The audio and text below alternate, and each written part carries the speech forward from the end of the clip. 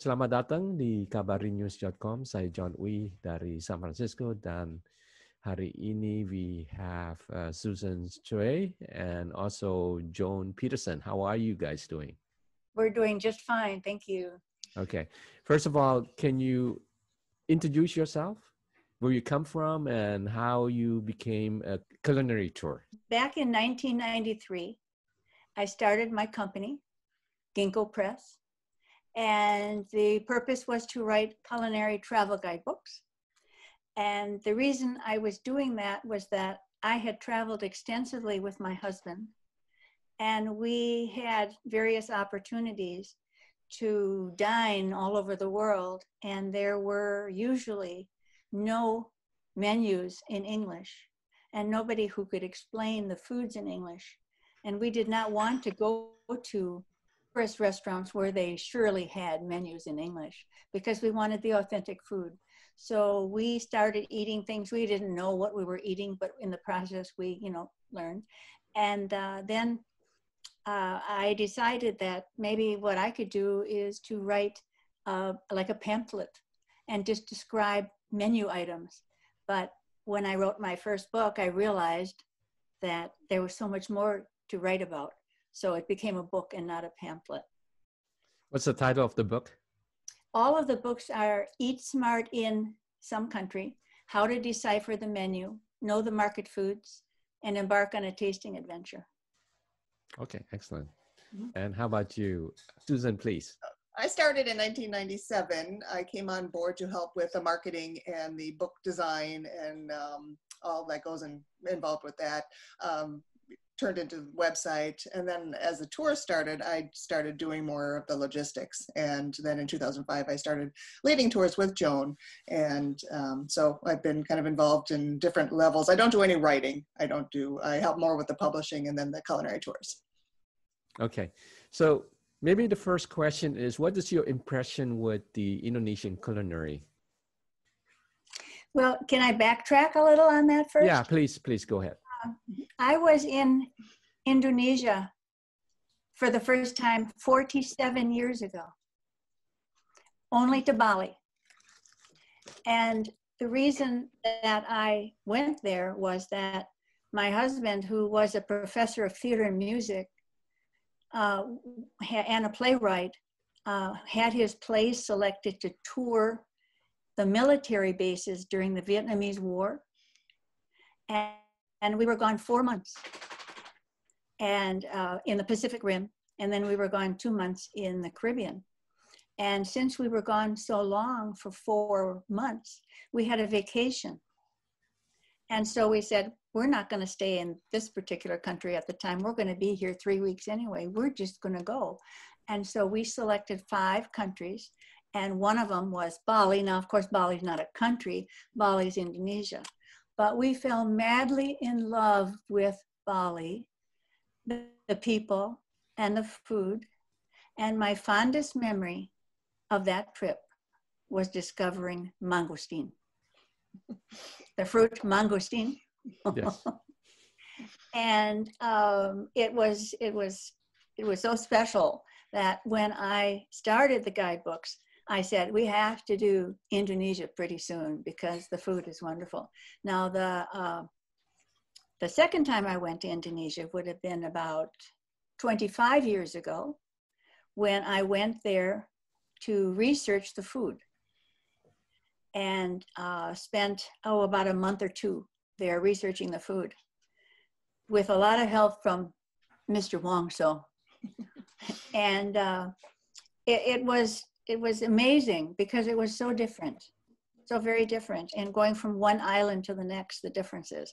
And so I was very excited about it. And I understand from William that there are very few books written by Americans about Indonesian food. In fact, he said that I was the first to write about Indonesian food. And I thought, that's surprising. And I mean American, not the first person to write Indonesian food. So it's very varied, very wonderful.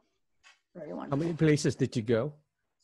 Let's see, that trip we went to, by the way, my husband came with me. He was the chauffeur and my helper. We went to Bali, Sulawesi. Well, which part of Sulawesi?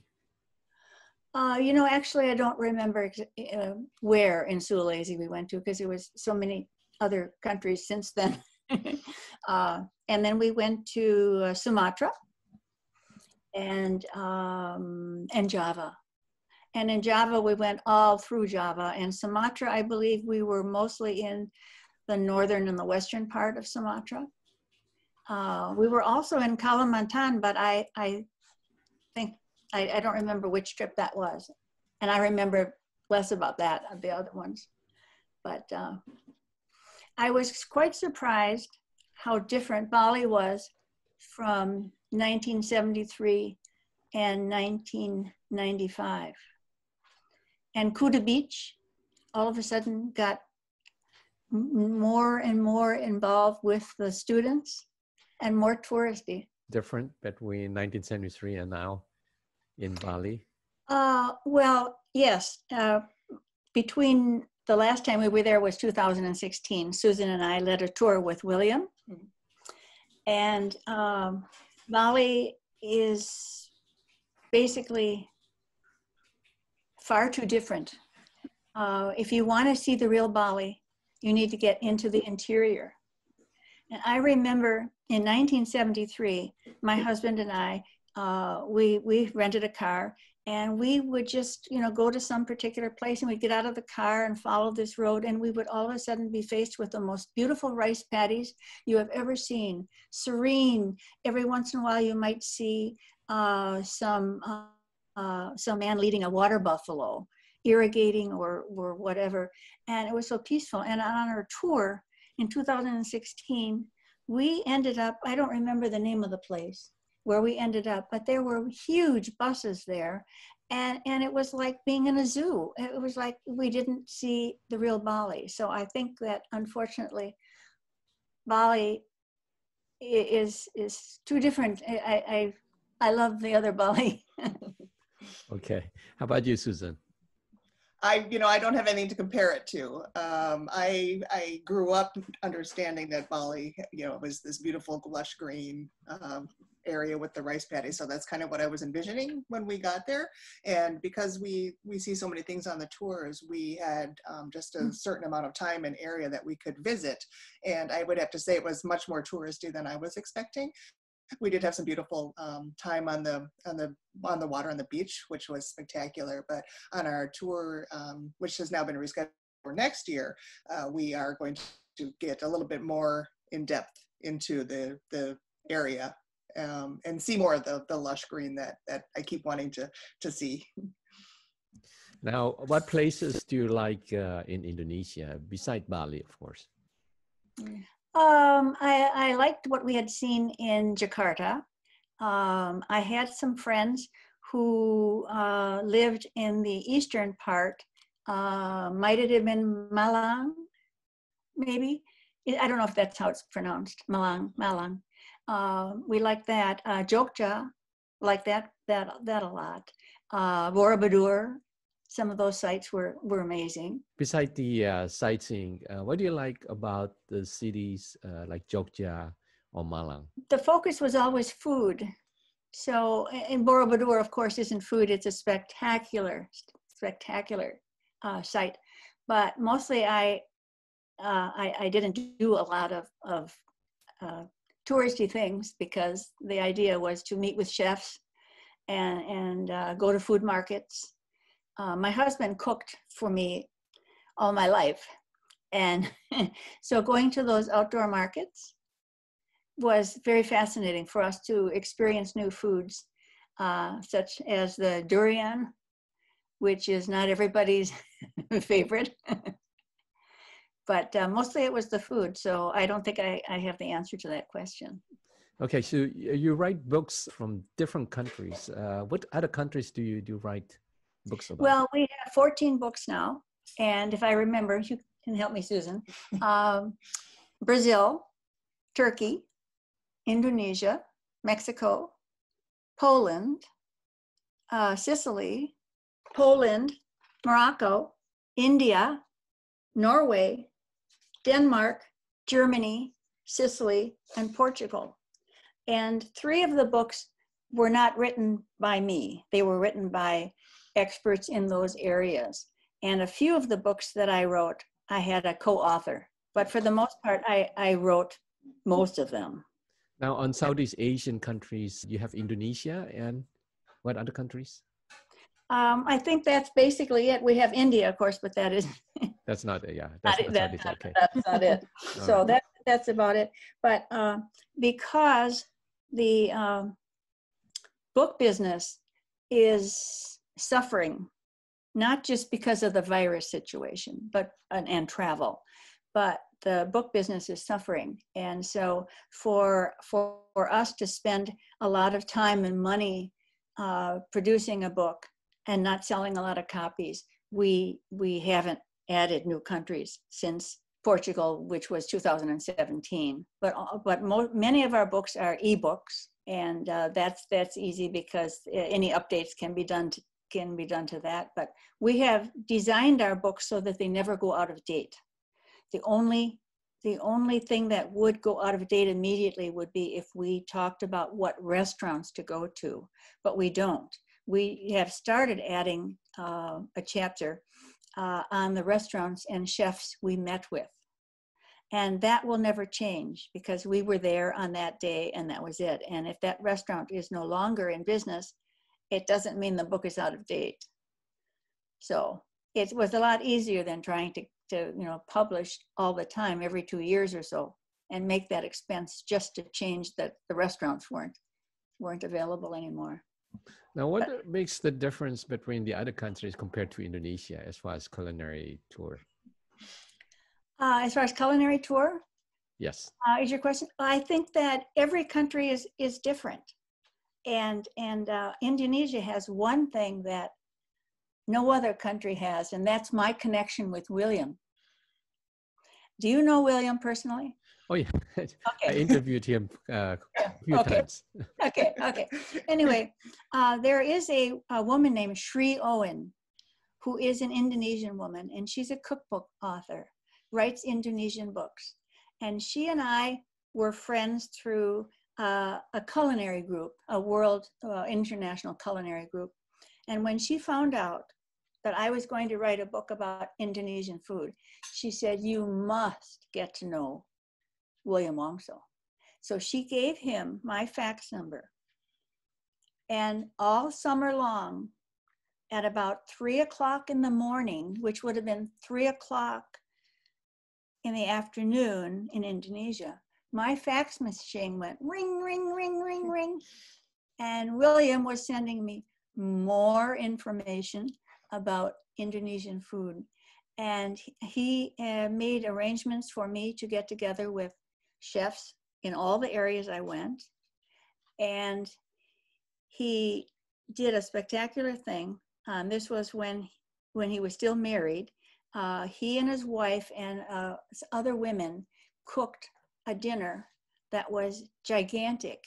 And they had plates of food all over the house with the name of the food, the name of the dish in Indonesian, and the name of the dish in English. I mean, he did so much for me.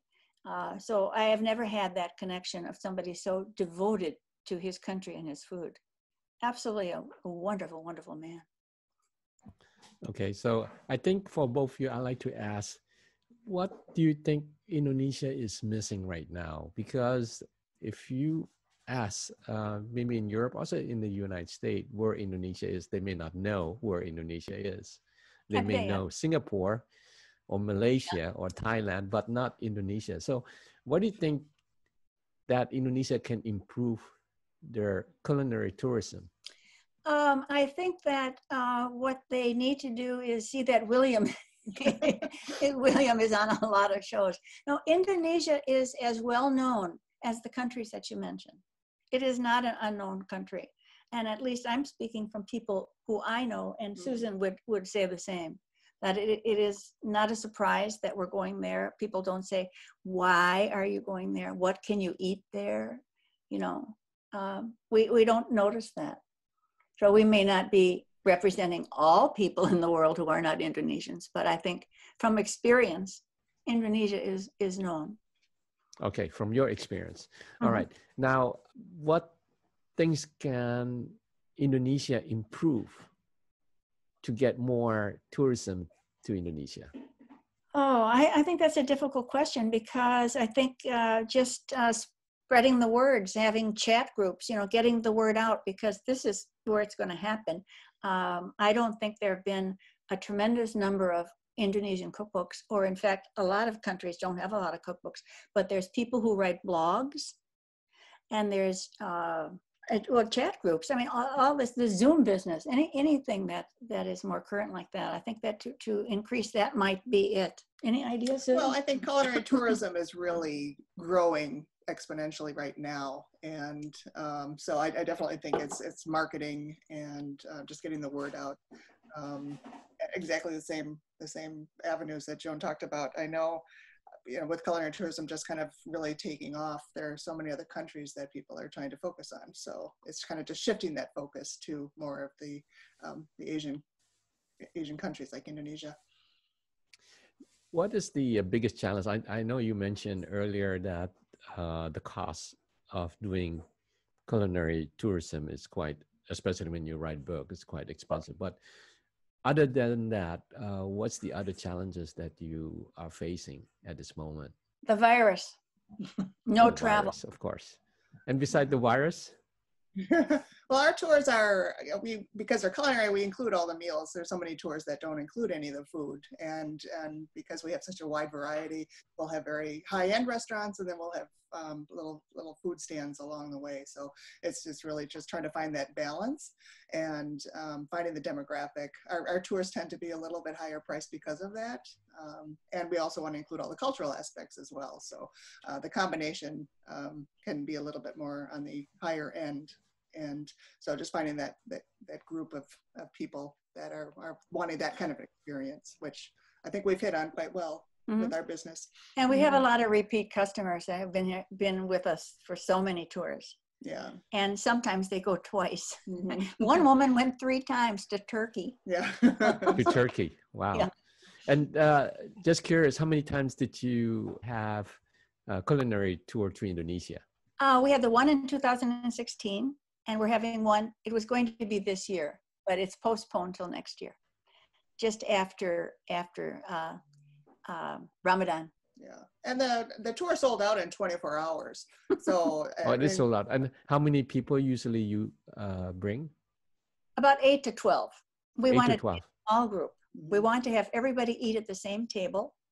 We want to be waited on by waiters. We choose the menu. And it's just a lot different than taking 60 people in a great big bus and going to a place that is serves buffet type food and it's not authentic. We have to have the real thing. And usually, how long is the tour? And maybe you can describe how the tour goes. Why don't you take that, Sue? Because right now she's so much involved in the tours. Yeah, Okay, we great. generally run between 10 and 14 days for our tours. And so we'll spend a few days in each region and see the cultural, and then Joan and will come up with the menus and the regional dishes that she wants to try at all the restaurants. So it's really just the balance. Depending on the country, it depends on how long. So our tour to Jordan is about a week because it is a relatively small area to cover. Whereas Indonesia, there are so many different islands, and so that's going to be one of our longer tours. So we can make that logistically happen, and then having downtime and being able to rest and enjoy. We're finding more and more people really like to just kind of sit at the beach and relax. So yeah. Do you have a question for my dog? Yeah. He's right here waiting to be asked a question. Can the dog speak? No. No.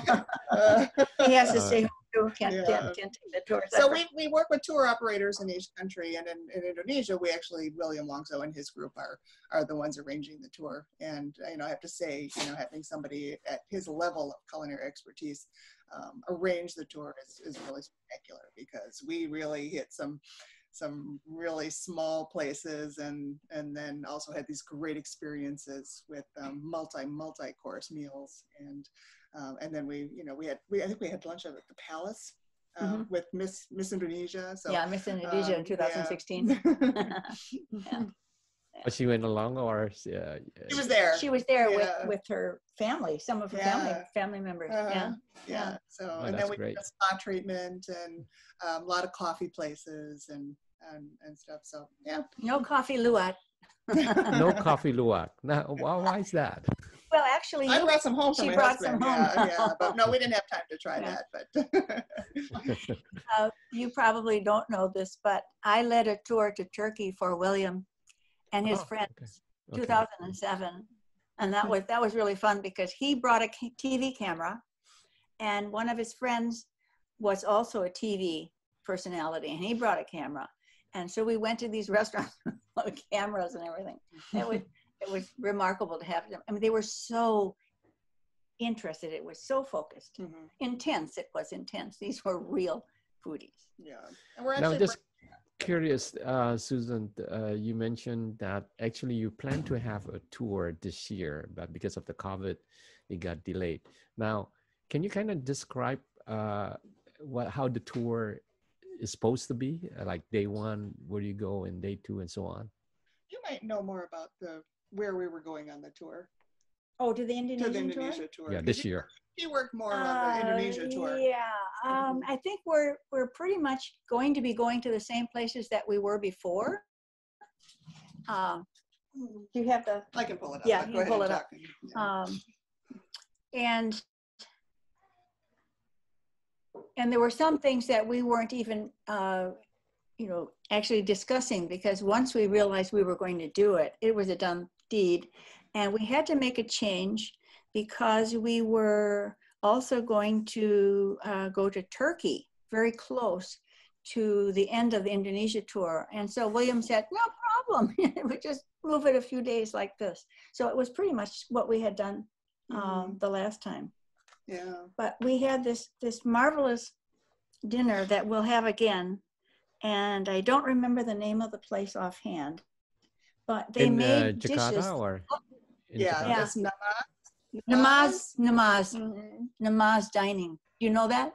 No, I mean, the food did not look like, the food looked like something else. Yeah, like 17 courses. 17 courses, and everybody at the restaurant ate at the same time. So there were no people who led on to the surprises. And we had one situation where we had a dessert and they put pop rocks in it. And so they went off and we all had to wear raincoats. And the place was, it was so unusual. It was something William found. And we're going to go to do that again. Talk about that restaurant again.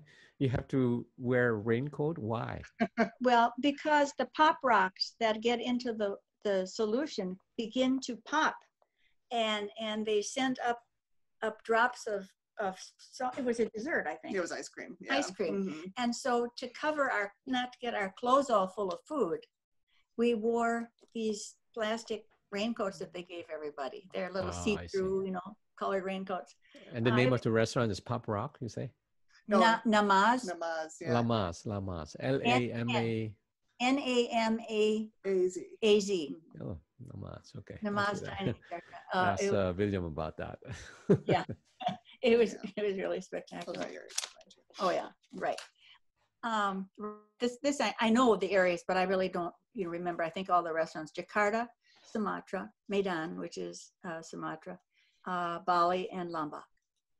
Okay, so let's talk about Medan. What interests you in Medan? Oh, what I remember so much about Medan is that the food is served or is displayed in the front of the restaurant in these enormous buckets. And this I remember absolutely vividly.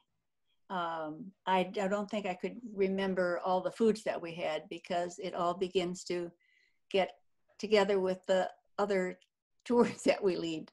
I remember vividly back in 1973 in Tuk Tuk that we went and had fried golden carp. And we went down to the water's edge and picked it out and then they brought it back and made it for us. We were the only non-Indonesians in the restaurant. And I take all the photographs for the book. And so I wanted to take a picture of my dish, as I always did before eating it. But I didn't have a good situation to take a picture unless I stood on my chair. And so I got up on my chair, and the entire restaurant looked at me and started laughing. They thought you were going to give a speech, maybe.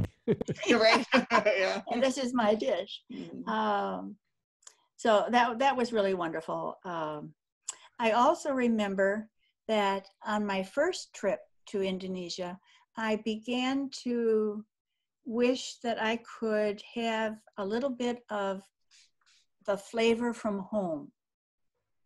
And so when we were walking, would have been Bali, but we had a satay of a minced meat on a stick, and it was wrapped with caul. And when you put that over a fire, it melted, and it tasted like hamburger on a stick.